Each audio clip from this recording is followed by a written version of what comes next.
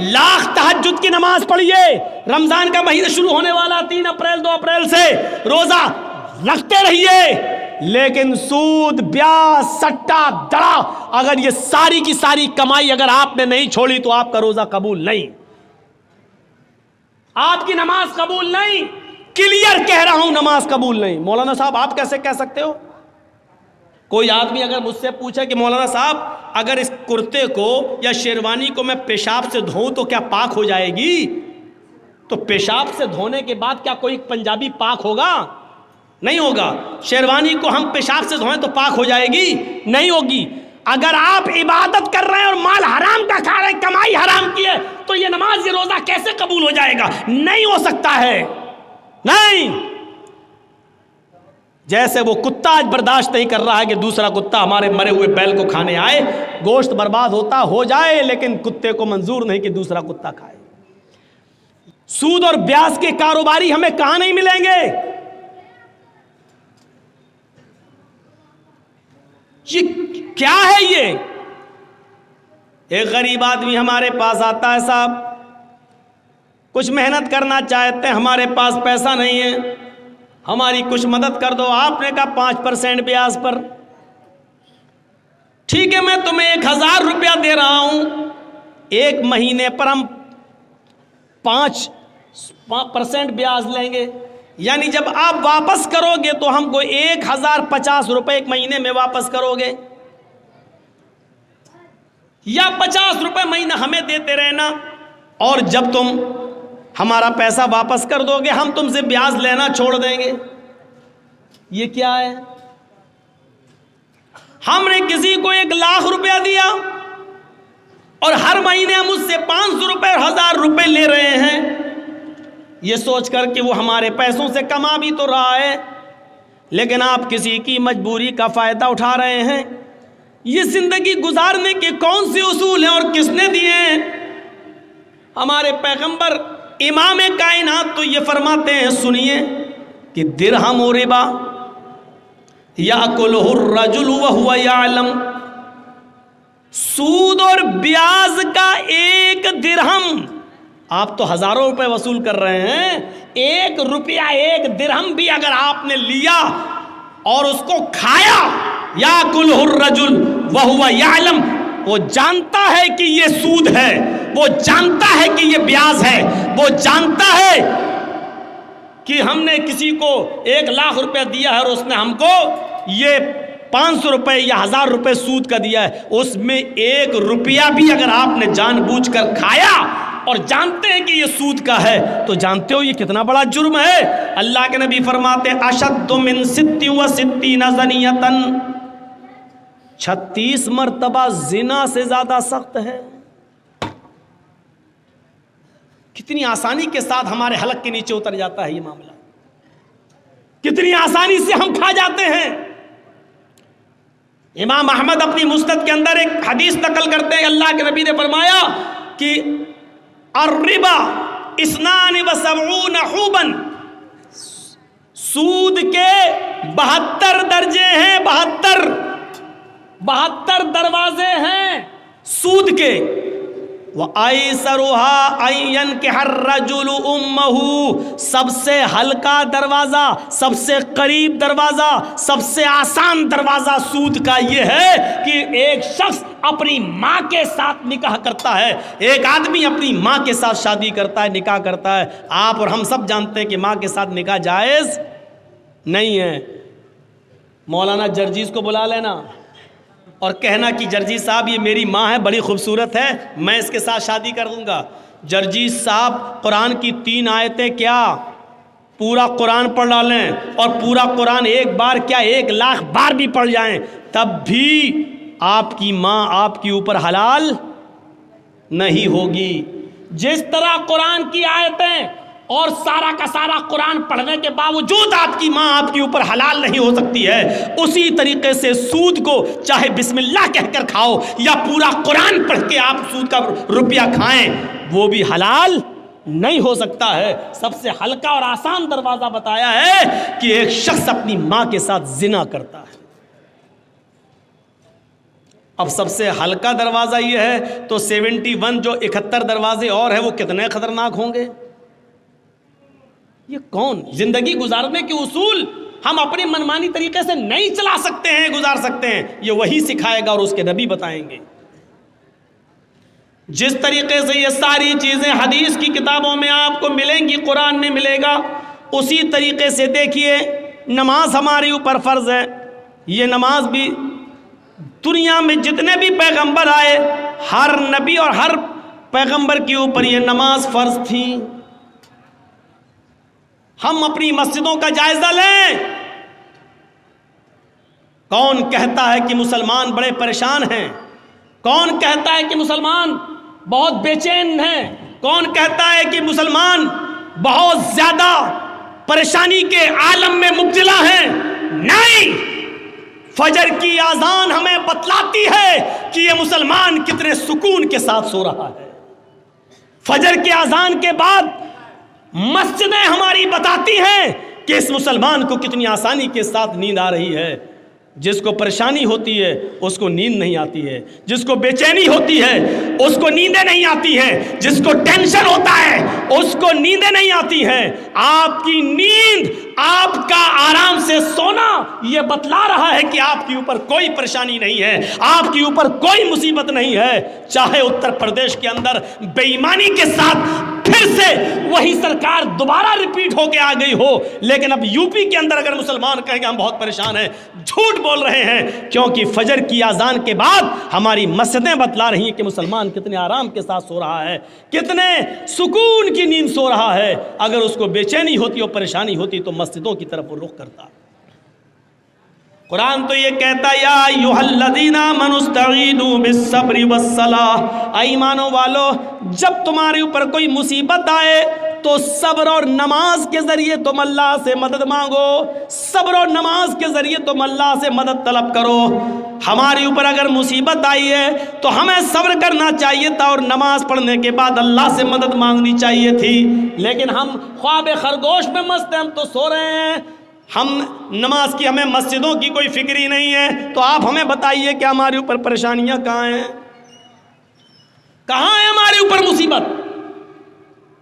حضرت زکریا علیہ السلام کے بارے میں قرآن کہتا ہے، دیکھیے نماز سارے نبیوں پر فرض تھی اور سب نے نماز کا اہتمام کیا ہے۔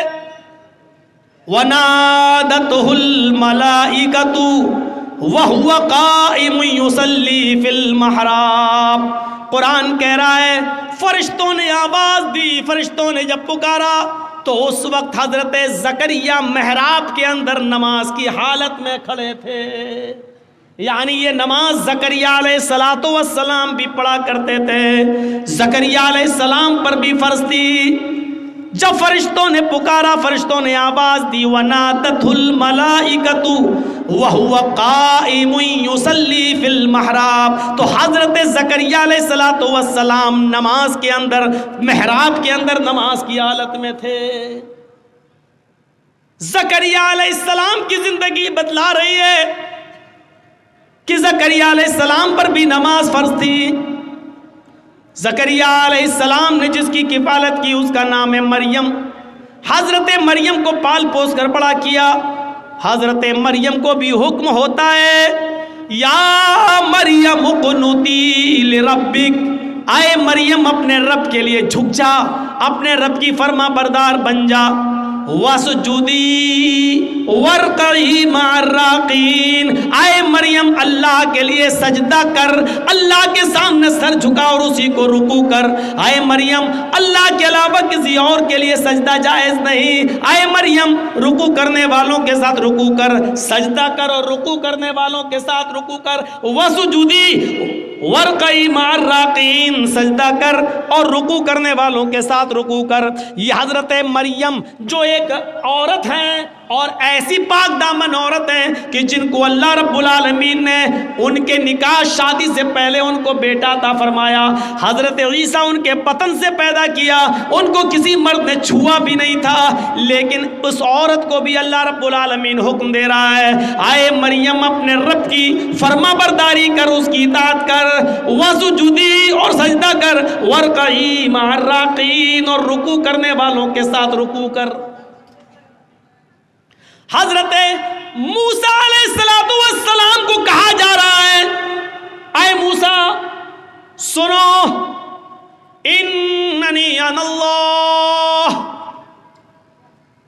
میں ہی اللہ ہوں، لا الہ الا انا، میرے علاوہ کوئی معبود نہیں۔ موسیٰ کو اللہ رب العالمین کیا کہہ رہا ہے؟ موسیٰ سنو، میں ہی اللہ ہوں، لا الہ الا انا، میرے علاوہ کوئی معبود نہیں، فاعبدنی واقم الصلاۃ لذکری، اے موسیٰ بس میری ہی عبادت کرو، فاعبدنی میری ہی عبادت کرو، واقم الصلاۃ لذکری اور میرے یاد کے لیے نماز قائم کرو۔ یہ موسیٰ علیہ السلام کو حکم دیا جا رہا ہے۔ ابھی ہم قرآن سے ثبوت دے رہے ہیں اور اس کے بعد میں ہندو دھرم کے اوپر آئیں گے کہ دیکھیے کرشن جی بھی نماز پڑھنے کا حکم دے رہے ہیں، واقم الصلاۃ لذکری اور میری یاد کے لیے تم نماز قائم کرو۔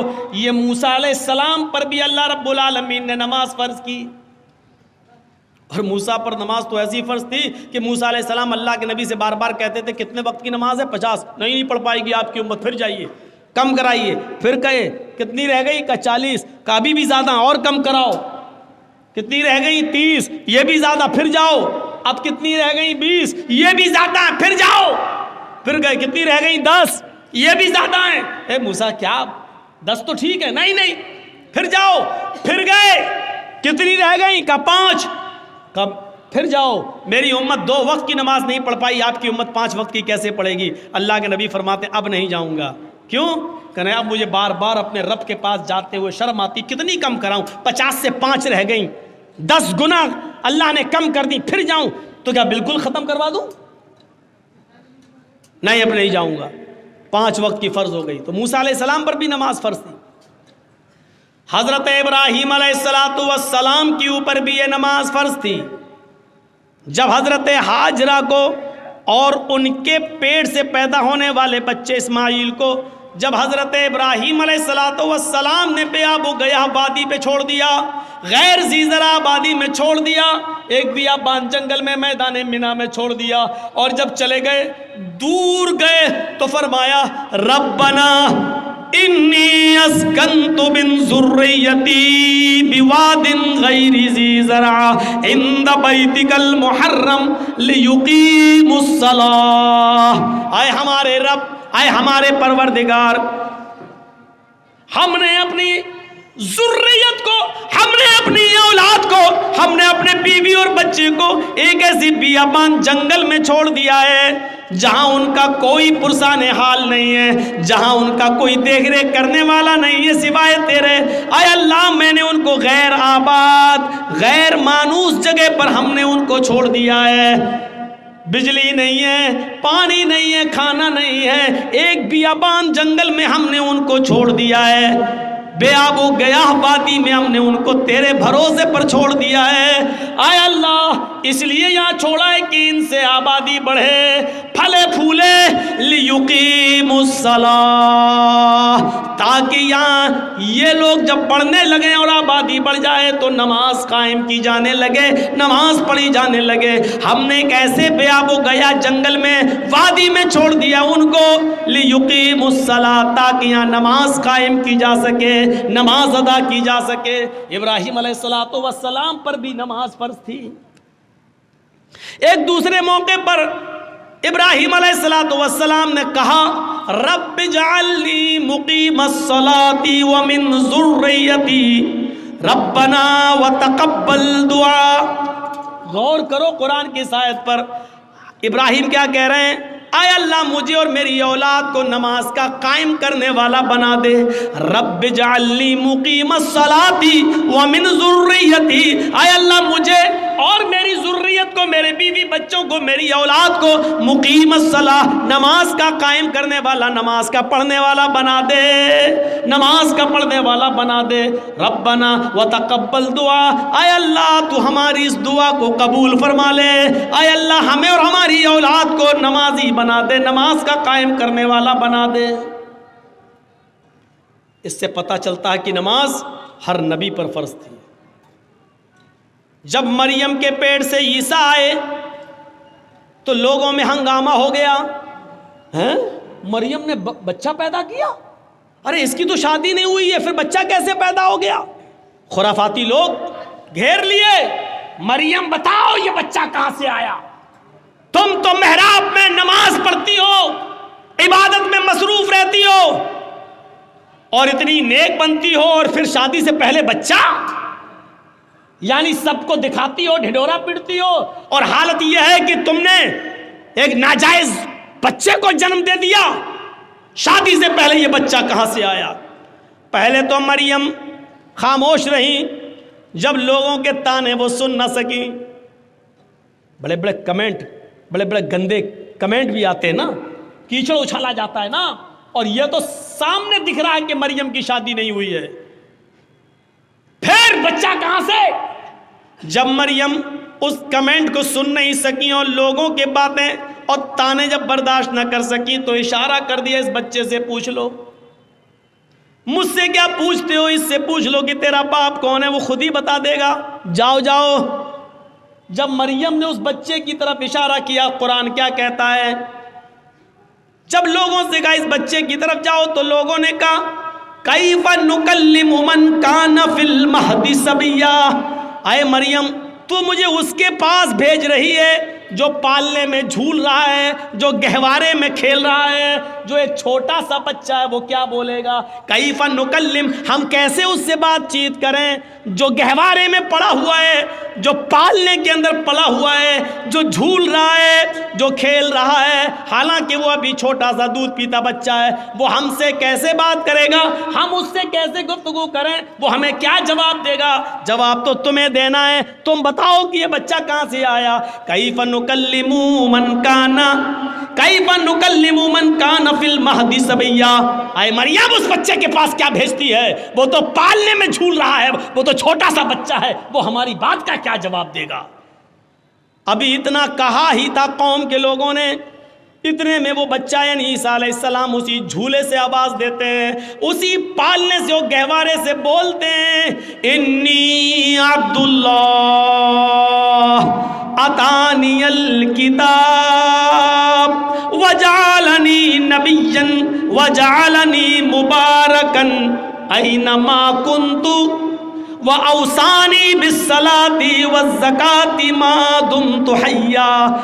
عیسیٰ علیہ السلام جو ابھی دودھ پیتے ہیں اپنی ماں کا، وہ بچہ جواب دے رہا، دودھ پیتا بچہ عیسیٰ وہ جواب دے رہا ہے، آئے میری قوم کے لوگوں، آئے میری ماں پر کیچڑ اچھالنے والوں، انی عبداللہ، میں اللہ کا بندہ ہوں، میرا باپ نہیں ہے، یہ میری ماں ہے، میں اللہ کا بندہ ہوں. وہ اتانی الکتاب، اللہ نے مجھے کتاب عطا فرمائی ہے، یعنی انجیل دی. آگے بڑے ہو کر جب نبی بنیں گے تو دے گا. اتانی الکتاب، اللہ نے مجھے کتاب عطا فرمائی. وجعلنی نبیا، اور اللہ نے مجھے نبی بنایا ہے. بچہ بول رہا ہے وجعلنی نبیا، اس نے مجھے نبی بنایا ہے. وجعلنی مبارکا اینما کنت، اور مجھے بڑا مبارک بنایا ہے جہاں میں ہوں، یعنی جہاں جہاں میں جاؤں ہر جگہ برکت ہی برکت ہوگی. وجعلنی مبارکا اینما کنت، میں جہاں جہاں ہوں وہاں اللہ نے برکتوں کے دروازے کھول دیے. اور اس کے بعد جو جملے کہے وہ سنیے، وَأَوْصَانِي بِالصَّلَاةِ وَالزَّكَاةِ مَا دُمْتُ حَيًّا، اور اس اللہ نے مجھے حکم دیا کہ جب تک میں زندہ رہوں نماز قائم کرتا رہوں اور زکوٰۃ ادا کرتا رہوں، اوصانی بالصلاۃ والزکوٰۃ ما دمت حیا، مجھے نماز کا اور زکوٰۃ کا حکم دیا جب تک میں زندہ رہوں۔ زندگی جس نے دی اس نے زندگی کے گزارنے کے اصول بتائے ہیں۔ یہ نماز زکریا بھی پڑھا کرتے تھے، یہ نماز مریم بھی پڑھا کرتی تھی، یہ نماز موسیٰ بھی پڑھا کرتے تھے، یہ نماز ابراہیم بھی پڑھا کرتے تھے، یہ نماز عیسیٰ علیہ السلام بھی پڑھا کرتے تھے، اور جتنے بھی نبی اس دنیا میں آئے ہر نبی کے اوپر یہ نماز فرض تھی۔ اسی لیے شریمد بھاگوت گیتا کا 6واں ادھیائے اٹھاؤ اور اس کا 10واں منتر پڑھو، یوگی اجیت ستتماتمانم رہاسیستی تھا ایکاکی اچتاتما نراشیر پرگرہ۔ جب تم ایشور کی پوجا کرنے کے لیے کھڑے ہو، ہے ارجن، کرشن جی کہہ رہے ہیں، ہے ارجن جب تم ایشور کی اللہ کی عبادت پوجا کرنے کے لیے کھڑے ہو تو پورے شریر کی ایکسرسائز، پورے شریر کا یوگ ہو جائے، کھڑے بھی ہو جاؤ، جھک بھی جاؤ، سجدہ بھی کر لو، ایک آکی ایک اللہ کے سامنے کھڑے ہو جانا، ستتماتمانم بالکل سیدھے، یچتاتما اور اپنی آتما کو، اپنے دل کو ایک اللہ کی طرف ہی لگانا، ادھر ادھر مت دیکھنا، ہردیا نمہ، سینے پر ہاتھ رکھ لینا اور سر کو نیچے جھکا لینا، نمہ سر جھکا لینا یعنی سجدے کی جگہ پر۔ یہ کیا ہے؟ اور پورے شریر کی ایکسرسائز، ایک آکی، جو کچھ بھی مانگنا ایک اللہ سے مانگنا، نراشیر اور سب سے نراش ہو جانا، اوپر والے سے نراش مت ہونا۔ یہ پوری کی پوری نماز۔ پنچم سمیا کرتویہ، اور ایسا 5 وقت کرنا۔ مرگ چرم، ہرن کی کھال بچھا لینا، اگر پاک زمین پوتر دھرتی نہ ملے، پوتر دھرتی نہ ملے یعنی زمین پاک نہ ہو تو مرگ مانی ہرن اور چرم مانی چمڑا، ہرن کا چمڑا یعنی ہرن کی کھال بچھا کر اس پر نماز پڑھ لینا، یعنی حلال جانوروں کا چمڑا ہندو دھرم کے اندر بھی حلال ہے، اس پر بھی نماز پڑھی جا سکتی ہے، اور یہ چیز ہندو دھرم کی کتاب اور شریمد بھاگوت گیتا کہہ رہی ہے، جو ہر ہندو کے گھر میں ملے گی، گیتا کہہ رہی ہے۔ نماز پڑھنے کا ثبوت ہندو دھرم کی کتابوں میں بھی ہے۔ زندگی گزارنے دینے والے نے زندگی گزارنے کے اصول بتائے ہیں، کتاب میں آج موجود ہیں۔ اور سب سے بڑا عقیدہ کہ اس زندگی کو گزارنے کے بعد پھر ایک دن ہمیں اور آپ کو مرنا بھی ہے، اس لیے موت کو بھی کامیاب بنانا، مرنے کے بعد کا تصور ہمارے اور آپ کے دل میں رہے گا تبھی ہم یہ کام کریں گے۔ اگر یہ ہوگا مر جائیں گے، مٹی میں مل جائیں گے، بعد میں کچھ نہیں ہونا، تو کوئی آدمی نماز نہیں پڑھے گا، کوئی آدمی اچھے کام نہیں کرے گا۔ کیوں کرنے لگا؟ جب مر کر مٹی میں ملنا ہے تو ہم اچھے کام کیوں کریں گے؟ دنیا میں کتنا اختلاف ہے، کتنا نزاع ہے، کتنا جھگڑا ہے، اس اختلاف کو ختم کرنے کی ایک ہی اصول ہے اس اختلاف کو ختم کرنے کا، کہ لوگوں کو قیمتی چیز سے جوڑ دیا جائے اور کسی خطرناک چیز سے باخبر کر دیا جائے۔ سنیے، بڑی اچھی ایک مثال دے دیتا ہوں آپ کو۔ کچھ لوگ لڑ رہے ہیں، گتھم گتھا ہو رہی ہے، یہاں لڑائی ہو رہی ہے، وہ اس کو مار رہا ہے، اس کو مار رہا ہے، پیسہ دے، یہ دے، لڑائی جھگڑا ہو رہا ہے۔ جرجیت صاحب پہنچ گئے۔ جرجیت صاحب کے پاس 100 کنچے ہیں، کنچے جانتے ہیں نا، گولی، آپ لوگوں کے یہاں جو بھی بولتے ہوں، کنچے ہیں، 100 گولیاں ہیں۔ جرجیت صاحب نے کہا کہ سنو، یہ میرے پاس 100 گولیاں ہیں، ان میں ایک ریڈ کلر کی گولی ہے، ایک ریڈ کلر کا کنچا ہے، میں ان 100 گولیوں کو ہوا میں اچھال رہا ہوں، زمین پر گرے گا، لیکن ریڈ کلر کی گولی پر 1 لاکھ روپے کا انعام ہے۔ جس کو ریڈ کلر کی گولی مل جائے گی وہ ہم سے 1 لاکھ روپے لے جائے۔ جرجی صاحب نے یہ کہہ کر 100 گولیاں ہوا میں اچھال دی۔ ایمانداری کے ساتھ بتائیے گا وہ لڑنے والے اب کیا کریں گے؟ جو ابھی لڑ رہے ہیں، جو ابھی جھگڑ رہے ہیں، آپس میں ایک دوسرے کو چپل سے مار رہے ہیں، بال کھینچ رہے ہیں، جب انہوں نے سنا کہ لال رنگ کی گولی پر 1 لاکھ روپے کا انعام ہے، جس کو ملے گی اس کو 1 لاکھ روپیہ، تو سارے کے سارے لڑائی جھگڑا چھوڑ کر فوراً بھاگیں گے اور اس گولی کے اوپر ٹوٹ پڑیں گے۔ گولیاں اور بھی ہیں وہاں، لیکن سب کی نظر لال رنگ کی گولی کے اوپر ہوگی۔ لال رنگ کی گولی مل جائے تاکہ یہ انعام ہمیں مل جائے، جبکہ گولیاں وہاں اور بھی ہیں، لیکن دوسری گولیوں کو کوئی نہیں پکڑے گا، صرف لال رنگ کی گولی کے اوپر اس کی نظر ہوگی۔ یہ جھگڑا جرجی صاحب نے کیسے ختم کر دیا؟ لوگوں کو ایک قیمتی چیز سے جوڑ دیا ہے، جھگڑا ختم ہو گیا ہے۔ جو لوگ ابھی لڑ رہے ہیں، ہم تم سے دولت میں آگے نکل جائیں، تم ہم سے دولت میں آگے نکل رہے ہو، آپس میں جھگڑا کر رہے ہیں، ان کو ایک قیمتی چیز سے جوڑ دو، ان کو حصول جنت سے جوڑ دو، ان کو جنت کی طرف لگا دو، ان کو بتاؤ کہ یہ کرو گے تو یہ ہوگا، جنت میں یہ نعمتیں ہیں، ان نعمتوں کے حصول کے لیے آپس میں ایک دوسرے سے آگے بڑھو، نماز پڑھو، حرام خوری چھوڑو، شراب نوشی سے توبہ کرو، ان کو ایک قیمتی چیز سے آپ جوڑ دیجئے۔ شرط یہ ہے کہ قیمتی چیز سے جوڑنے کے لیے ایک اچھا اسلوب استعمال کیا جائے، اپنے آپ جھگڑا ختم ہو جائے گا اور لوگ اس قیمتی چیز کو پانے کے لیے اس پر دوڑ پڑیں گے۔ اچھا، کچھ لوگ لڑ رہے ہیں، جرجی صاحب نے بہت کوشش کی لیکن وہ جھگڑا ختم نہیں کر پائے ہیں۔ جرجی صاحب ایک پٹارا لے کے پہنچ گئے ہیں، اے ہٹو ہٹو، چھوڑو، تم لوگ کیوں لڑ رہے ہو، یہ گتم گتا کیوں کر رہے، ہٹو، لیکن ہماری بات کا کوئی اثر نہیں ہو رہا، چپ جا یہاں سے، اس نے ہمارا پیسہ لیا، اس نے ہمارا یہ دبایا، اس نے ہمارا یہ کیا، لڑ رہے ہیں۔ جرجی صاحب نے ان لڑنے والوں کے سامنے ایک پٹارا کھول دیا، اس میں سے ایک زہریلا سانپ نکلتا ہے اور پٹارے سے کود جاتا ہے اور رینگ کر ان لڑنے والوں کے پاس پہنچتا ہے۔ بتائیے وہ لڑنے والے کیا ہوں گے؟ جبکہ ایک دوسرے کو مارنے کے لیے تلے تھے، اب تو سانپ ان کے بیچ میں پہنچ گیا، اب وہ سب اپنی جان بچا رہے ہیں، اب کوئی کسی کو نہیں مارے گا بلکہ اپنی جان بچانے کی فکر کریں گے، میں بچ جاؤں، ادھر بھاگے گا وہ ادھر بھاگے گا۔ ارے تم تو ایک دوسرے کو مارنا ہی چاہ رہے تھے، اب کیوں بھاگ رہے ہو ایک دوسرے سے؟ اب کیوں؟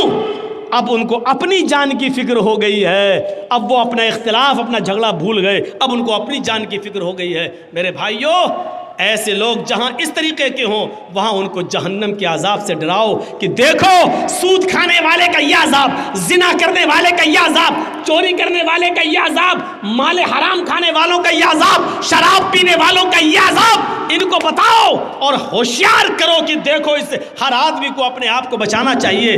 اسی کو قرآن کہتا ہے، یا ایھا الذین آمنوا قوا انفسکم واہلیکم نارا، ایمانوں والو تم اپنے آپ کو بھی جہنم سے بچاؤ اور اپنے بیوی بچوں کو بھی جہنم سے بچاؤ، اپنے آپ کو بھی جہنم سے بچاؤ اور اپنے بیوی بچوں کو بھی جہنم سے بچاؤ۔ اسی علاقے میں کہیں پروگرام تھا، پروگرام ختم ہونے کے بعد جرجی صاحب اپنے روم میں جاتے ہیں، رات کے تقریباً 1:30-2 بجے فون آتا ہے میرے گھر سے، میرا 6 سال کا بچہ اس وقت پیٹ کے درد اور فیور میں، بخار میں مبتلا، گھر سے فون آتا ہے 2 بجے اس کی طبیعت بہت زیادہ خراب ہو رہی ہے۔ جرجی صاحب کی رات کی نیند اڑ جاتی ہے، فون پہ رابطہ قائم کیا جاتا ہے، لیکن ڈاکٹر جو آس پاس کے گھر کے اگل بگل کے تھے ان کے بھی موبائل بند ہیں۔ مجبوراً میں نے اپنی وائف سے کہا کہ تم اپنے بھائی کو فون کرو، جلدی بلاؤ اور اس کو سرکاری ہاسپٹل کی طرف لے کر جاؤ۔ ہماری بیوی اور سالہ لے کر اس بچے کو سرکاری ہاسپٹل کی طرف بھاگتے ہیں، انجیکشن دیا جاتا ہے۔ 2-3 گھنٹے کے بعد جب اطمینان مل گیا کہ بچے کا بخار اتر جاتا ہے اور اس کے پیٹ میں درد میں آرام ملتا ہے، ڈاکٹر نے کہا کل صبح چھٹی کر دیں گے، تب جا کر سکون ملتا ہے۔ میرے پیارے ساتھیوں، ہمارے چھوٹے سے 5-6-7 سال کے بچے کے پیٹ کے درد کی خبر سننے کے بعد ہم جیسے لوگوں کی نیندیں اڑ جاتی ہیں، آپ جیسے لوگوں کی نیندیں اڑ جاتی ہیں۔ تصور کرو کہ جہاں ایک چھوٹے سے بچے کا بخار، اس کا فیور اور اس کا پیٹ کا درد آپ نہیں سن پاتے ہیں اور آپ کی نیند اڑ جاتی ہے۔ قیامت کے دن کا وہ منظر کیسا ہوگا کہ جس دن اپنے بیٹے کو اپنی آنکھوں کے سامنے دیکھا جائے گا لیکن ہم اس سے بھاگ رہے ہوں گے، اپنی بیوی کو اپنے سامنے دیکھیں گے لیکن بھاگ رہے ہوں گے، آج ان کے کوئی کام نہیں آ سکتے ہیں۔ اسی کو قرآن کہتا ہے یوم یفر المرء من اخیہ وامہ وابیہ وصاحبتہ وبنیہ۔ قیامت کے دن انسان اپنے بھائی کو دیکھ کر بھاگے گا، وامہ وابیہ، اپنی ماں کو دیکھ کر بھاگے گا، اپنے باپ کو دیکھ کر بھاگے گا، وصاحبتہ وبنیہ، اپنی بیوی کو دیکھ کر بھاگے گا اور اپنی اولاد کو، اپنے بیٹوں کو دیکھ کر بھاگے گا۔ یہ بتاؤ اپنے آپ اختلاف ختم ہو جائے اور لوگ جہنم سے ڈرنے کی فکر کرنے لگے۔ تصور کریں، یود المجرم لو یفتدی من عذاب یومئذ ببنیہ وصاحبتہ واخیہ وفصیلتہ التی تؤویہ ثم ینجیہ۔ قرآن کی اس آیت نے جھنجھوڑ کر رکھ دیا ہے۔ اس دن کیسا ہوگا کہ جب انسان جہنم کا عذاب اپنی آنکھوں سے دیکھے گا، جو اپنے بیٹے کے فیور اور پیٹ کے درد کی خبر سننا بھی گوارا نہیں کرتا ہے دنیا میں، قیامت کے دن وہ چیخ چیخ کر کہے گا، مجرم لو یود المجرم لو یفتدی من عذاب یومئذ ببنیہ، چیخ چیخ کر کہے گا اللہ میں اپنے بیٹے کو دے رہا ہوں، یہ میرا بیٹا ہے، تو اس کو جہنم میں ڈال دے۔ منظر دیکھیے آپ، کتنا خطرناک عذاب، اس بچے کو، اس بیٹے کو جہنم میں ڈال دے۔ وہ صاحبتی، اپنی بیوی کو لے کر آئے گا، اللہ میں بیوی کو فدیے میں دے رہا ہوں، اس کو جہنم میں ڈال دے۔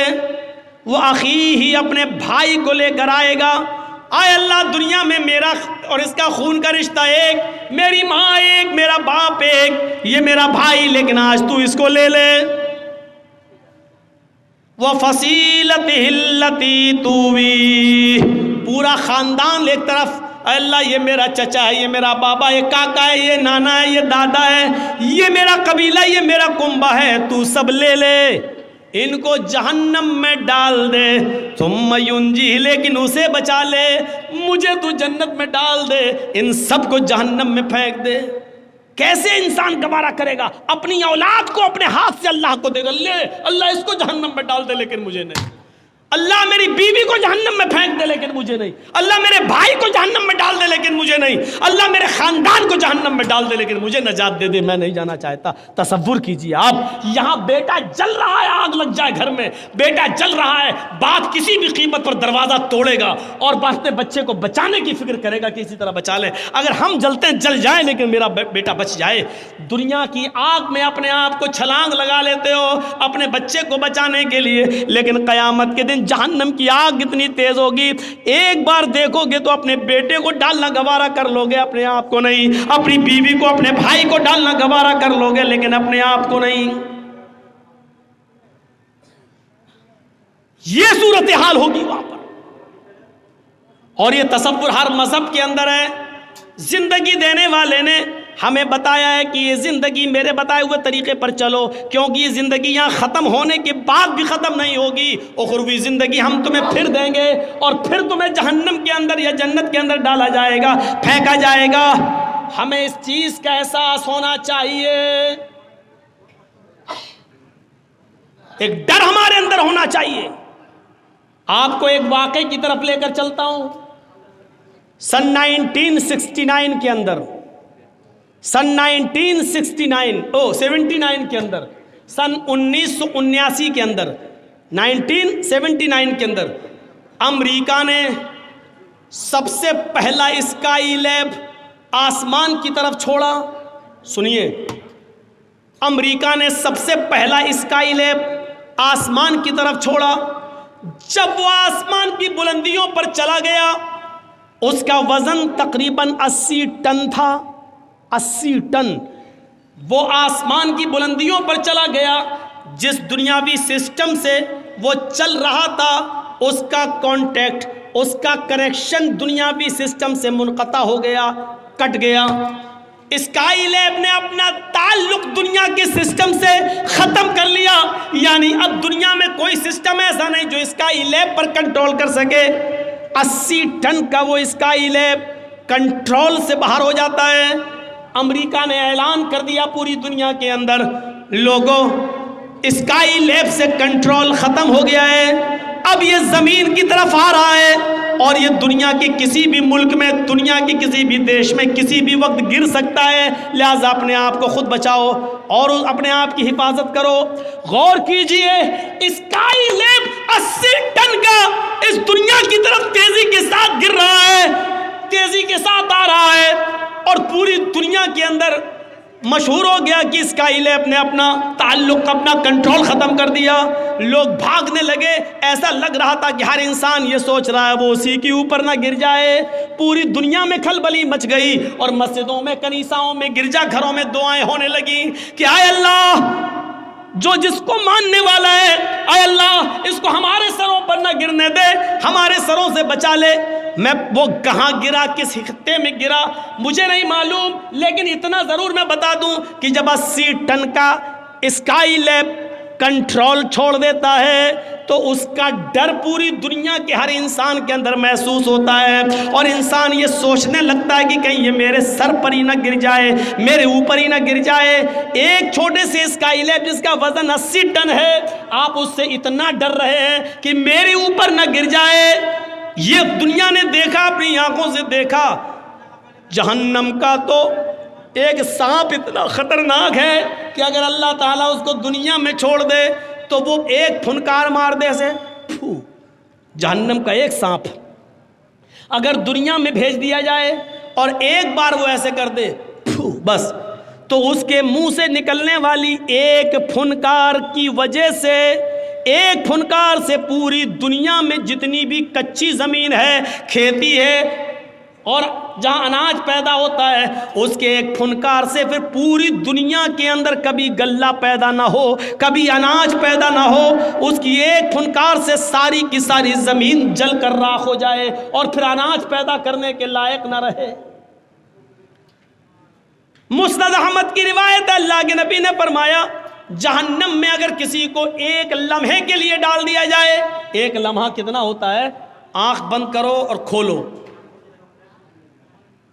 اس کا 10واں حصہ، اب کتنا کم ہوگا آپ اندازہ لگا لیجئے۔ ایک لمحہ، دیکھیے میں آنکھ بند کر کے کھول رہا ہوں، پتہ نہیں کیا ہے، سنیے، ایک لمحہ ایسے بس آنکھ بند کر رہا ہوں، کھول دیا، یہ کیا ہوا، ایک لمحہ۔ اس کا بھی 10واں حصہ آپ کریے تو کتنی دیر ہوگی، اتنی دیر کے لیے آنکھ بند کی اور کھول دی، یہ تو بہت زیادہ ہو گیا۔ اس کا بھی 10واں حصہ، 10 حصے کرنے کے بعد ایک حصہ، اتنی دیر کے لیے کسی کو جہنم میں ڈال کر نکال دیا جائے، اور اللہ کے نبی فرماتے اس آدمی کو اگر مدینے میں لا کر کھڑا کر دیا جائے تو اتنی دیر کے لیے جہنم میں جل کر آنے والا آدمی باہر کی طرف جب سانس لے گا، ایسے باہر کی طرف جب سانس لے گا تو اس کی سانس کی گرمی سے پورا مدینہ جل کر راکھ ہو جائے۔ اس سے آج کون ڈر رہا ہے؟ ایک اسکائی لیب کی فکر تو اتنی زیادہ ہے، ہم دوڑ رہے ہیں بس دنیا کی طرف، ملے یہ دنیا، دوڑ رہے ہیں ہم، پیسہ پیسہ ہائے پیسہ، جس طریقے سے بھی آئے پیسہ۔ اس دنیا نے ہمیں میرے بھائیوں کتا جیسا انسان بنا دیا، کتا بنا دیا ہے۔ ایک بیل پڑا ہوا ہے مرا ہوا، گاؤں میں آپ کے ایک بیل مر گیا، مرے ہوئے بیل کا گوشت کھانے کے لیے کتا آ گیا، کتا اس بیل کو نوچ رہا ہے، کھا رہا ہے، اس مرے ہوئے بیل کی بدبو دوسرا کتا سونگتا ہے، وہ بھی آ جاتا ہے، مرے ہوئے بیل کو کھانے کے لیے جب یہ کتا آتا ہے تو پہلا کتا بھونک بھونک کر، آنکھیں دکھا دکھا کر دوسرے کتے کو بھگا رہا ہے، یہاں تک کہ اس کو بھگا دیتا ہے۔ یہ کتا کتنا گوشت کھا لے گا؟ 2 کلو 3 کلو 4 کلو زیادہ سے زیادہ 5 کلو، لیکن یہاں تو 3 کنٹل ہے۔ لیکن کتے کی صفت یہ ہے کہ برباد ہوتا ہو جائے لیکن ہم دوسرے کو نہیں کھانے دیں گے۔ آج یہی صفت ہمارے اور آپ کے اندر آ گئی ہے۔ لاٹری میں 3-5 لاکھ جیت گئے، اب دوسرے کو نہیں کھانے دیں گے، ہم ہی کھائیں گے۔ IPL میں دوسرے کو کنگال کر دیا، ہمارے پیسہ آ گیا جوا جیت کر، ہم کھائیں گے، کسی کو نہیں۔ حرام کھاؤ گے اولادیں جوتے ماریں گی تمہیں۔ بعد میں آؤ گے مولانا کے پاس، مولانا صاحب میری اولاد میرا کہنا نہیں مانتی ہے۔ مولانا صاحب دعا بتائیں گے، دعا قبول نہیں ہوگی، کیونکہ حرام مال کھانے والے کی دعا قبول نہیں ہوتی۔ معاف کیجئے، لاکھ تہجد کی نماز پڑھیے، رمضان کا مہینہ شروع ہونے والا 3 اپریل 2 اپریل سے روزہ رکھتے رہیے، لیکن سود، بیاج، سٹا، دڑا، اگر یہ ساری کی ساری کمائی اگر آپ نے نہیں چھوڑی تو آپ کا روزہ قبول نہیں، آپ کی نماز قبول نہیں۔ کلیئر کہہ رہا ہوں، نماز قبول نہیں۔ مولانا صاحب آپ کیسے کہہ سکتے ہو؟ کوئی آدمی اگر مجھ سے پوچھے کہ مولانا صاحب اگر اس کرتے کو یا شیروانی کو میں پیشاب سے دھوؤں تو کیا پاک ہو جائے گی؟ تو پیشاب سے دھونے کے بعد کیا کوئی پنجابی پاک ہوگا؟ نہیں ہوگا۔ شیروانی کو ہم پیشاب سے دھوئیں تو پاک ہو جائے گی؟ نہیں ہوگی۔ اگر آپ عبادت کر رہے ہیں اور مال حرام کا کھا رہے ہیں، کمائی حرام کی ہے، تو یہ نماز، یہ روزہ کیسے قبول ہو جائے گا؟ نہیں ہو سکتا ہے، نہیں۔ جیسے وہ کتا آج برداشت نہیں کر رہا ہے کہ دوسرا کتا ہمارے مرے ہوئے بیل کو کھانے آئے، گوشت برباد ہوتا ہو جائے، لیکن کتے کو منظور نہیں کہ دوسرا کتا کھائے۔ یہ صفت آج ہمارے اندر پیدا ہو چکی ہے، بلکہ ہمیں دوسروں کے مال کو لوٹنے کی فکر ہوتی ہے۔ آج سے 20 سال پہلے نارتھ یو پی میں Uttar Pradesh, north U P میں ایک پوربی علاقہ ہے، مشرقی علاقہ، اس علاقے کے اندر ایک سیلاب آتا ہے۔ سیلاب جانتے ہیں نا، باڑھ، ایک سیلاب آتا ہے پانی کا، بڑا خطرناک سیلاب، بڑی خطرناک باڑھ، درخت بہہ گئے، جھونپڑیاں بہہ گئیں، بڑی بڑی بلڈنگیں گر گئیں، بیل بہہ گئے، گائے بہہ گئیں، بھیڑ بکریاں مر گئے۔ اتنا خطرناک سیلاب تھا۔ جب سیلاب تھوڑی دیر کے لیے بند ہوتا ہے تو کچھ لوگ اس گاؤں کا حال دیکھنے کے لیے آتے ہیں۔ پورے گاؤں میں سناٹا ہے، لاشیں تیر رہی ہیں، جانور مرے پڑے ہیں، لیکن کچھ لوگ پانی کے اس طرف اپنا مال بچانے میں کامیاب ہیں اور ایک طرف بیٹھے ہوئے ہیں، لیکن پانی اتنا زیادہ ہے کہ وہ اس طرف نہیں آ سکتے ہیں۔ کچھ لوگوں نے ان لوگوں کو ادھر بیٹھا ہوا دیکھا، لیکن وہ پانی کے اس طرف نہیں آ سکتے ہیں۔ اسی بیچ کچھ لوگوں کی نظر پانی میں ڈوبے ہوئے ایک پیڑ کے اوپر پڑتی ہے، جو آدھے سے زیادہ پیڑ ڈوبا ہوا ہے۔ ایک پیڑ آدھے سے زیادہ ڈوبا ہوا ہے اور اس کی ایک ڈال کے اوپر ایک آدمی بیٹھا ہوا ہے، اور اسی ڈال کے اوپر ایک زہریلا سانپ بھی بیٹھا ہوا ہے۔ آؤ میں آپ کو بتاؤں، ایک ہی ڈال ہے اور اس ڈال کے اوپر آدمی بیٹھا ہے اور اسی ڈال کے اوپر سانپ بھی بیٹھا ہوا ہے۔ انسان سانپ کا دشمن اور سانپ انسان کا دشمن۔ ابھی یہاں سانپ نکل آیا، فوراً مار دیں گے، لیکن سیلاب کا خوف اتنا زیادہ ہے کہ نہ آدمی سانپ کو مار رہا ہے اور نہ سانپ آدمی کو ڈس رہا ہے۔ سانپ نے بھی اپنی آنکھوں سے دیکھا ہے سیلاب کا منظر، وہ بھی جانتا ہے کہ اگر تھوڑی سی بھی ڈال ہل گئی تو میں گر جاؤں گا اور نیچے پانی ہے، بہہ جاؤں گا، مر جاؤں گا۔ سانپ انسان کو نہیں کاٹ رہا ہے اور انسان سانپ کو نہیں کاٹ مار رہا ہے۔ اگر تھوڑی بھی ڈالی ہل گئی، اگر ہم نیچے گرے تو ہم بھی نہیں بچیں گے۔ جہاں سیلاب کا دردناک اور خوفناک منظر اتنا خطرناک کہ انسان سانپ کو نہیں مار رہا ہے اور سانپ بھی انسان کو نہیں ڈس رہا ہے، لیکن یہاں کچھ ایسے کمینے انسان موجود ہیں جو اس طرف کشتی لے کر جاتے ہیں اور لوگوں سے کہتے ہیں کہ اپنا مال ہمارے حوالے کر دو، ہم اس کی حفاظت کرتے ہیں اور تمہارے مال کی رکشا کریں گے۔ جب پانی تھوڑا کم ہو جائے اور جب تم لوگ باہر نکلو اور ہمارے پاس آنا، ہم تمہارے مال، تمہارا سونا چاندی، تمہاری یہ چیزیں ہم تمہیں واپس کر دیں گے۔ ایسے ماحول پر، ایسے موقع پر ان لوگوں نے ان کے اوپر بھروسہ کر کے اپنا مال ان کو دے دیا کہ لو یہ میری گھرستی کا مال ہے، یہ ہمارے کچھ کپڑے ہیں، یہ ہمارے بچوں کی کچھ کھلونے بچے ہیں، یہ ہماری بیوی کا تھوڑا سا زیور بچا ہے، اس کو حفاظت سے رکھنا، جب پانی کچھ کم ہوگا اور ہم باہر نکلیں گے تو ہمارے حوالے کر دینا، ہماری بستی تو ڈوب گئی، ہم جہاں اللہ جگہ دے گا ہم وہاں چلے جائیں گے۔ اور یہ لوگ مال لے کر جب واپس آئے تو سب رفو چکر ہو گئے، بھاگ گئے۔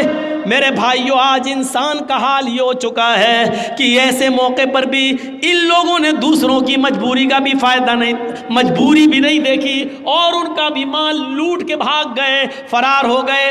جہاں انسان سانپ کو نہیں مار رہا ہے اور سانپ بھی انسان کو نہیں مار رہا ہے، ایک سانپ بھی انسان کو ڈس نہیں رہا ہے، ایسے موقع پر سب سے بڑا یہ سانپ انسان بن گیا جس نے اپنے بھائیوں کو ڈس لیا ہے، ان کا مال اور ان کا سامان لے کر فرار ہو گیا ہے اور بھاگ گیا ہے اور ان لوگوں کو سپرد کر گیا ہے کہ تم جانو تمہارا کام جانے۔ میرے بھائیوں، جب دنیا پرستی ایسی ہو جائے، مال و دولت کی لالچ جب اس حد تک بڑھ جائے تو یقین مانیے پھر اللہ کی عبادت ہونا مشکل ہے، اور یقین مانیے پھر زندگی کو آپ صحیح اصولوں پر نہیں گزار سکتے ہیں۔